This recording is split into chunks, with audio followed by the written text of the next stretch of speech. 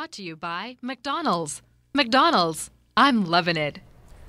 Outstanding hazard pay had employees up at the Ministry of Works up in arms today. Wellington Ferguson, who is stationed in the carpentry department, telling ZNS News that several employees have already received hazard back pay while others are still left waiting. Some has gotten up to 20,000. We were promised 12, and 200 was supposed to have been going to the base of our salary, and that has not happened as yet. And these are the things that we are concerned about. Even if we don't get that big lump sum at this point, this is still Christmas. We still have our needs to be met as well. So if they had given us the 200 and the balance and the 1,200 that they had promised us, it wouldn't be a disgruntled matter at this point. Permanent Secretary in the Ministry of Works, Colin Haig, says the remaining employees should be paid soon. We're now trying to formalize everybody that is qualified for hazardous pay to get the formal approval through the Ministry of Public Service so that we can formalize and begin to pay them. At the present time, we have approval for them and that are not receiving the pay now, and it is a question of getting the funding. The funding was not included in the budget when the budget exercise was done, and now we have to go to the Ministry of Finance and the Cabinet to get the necessary approval for release of the money to pay them. Investigations are continuing into the country's latest homicide. Police say a 19-year-old man was gunned down this morning while waiting on a ride to work. The incident took place in the Carib Road area. We are told that the teenager was standing outside around 6:45 a.m. when the driver of a Honda vehicle approached with 3 other males inside. Police say 2 of them came out with handguns and opened fire, hitting the young man multiple times. He was taken to hospital where he was pronounced dead. As we said, investigations are ongoing. Funeral services for Sergeant Wayne Roll getting underway today, with hundreds turning up at Kemp Road Ministries, including family members, friends and former colleagues, to pay their final respects. It was a solemn day for the fallen officer, who was only 42 when he was murdered while off duty back on December 4th.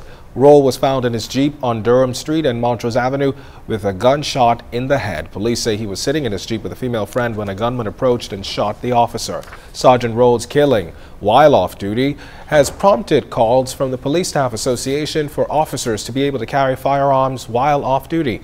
Top officers have since promised that they will not stop until Roll's murderer is brought to justice.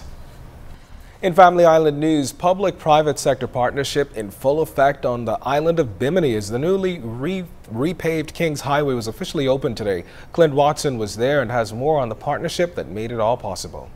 The island of Bimini, the benefactor of a significant infrastructural upgrade, thanks to the partnership with the government and the Resorts World Bimini to repave the main thoroughfare on North Bimini, Kings Highway. Chairman of the Genting Group,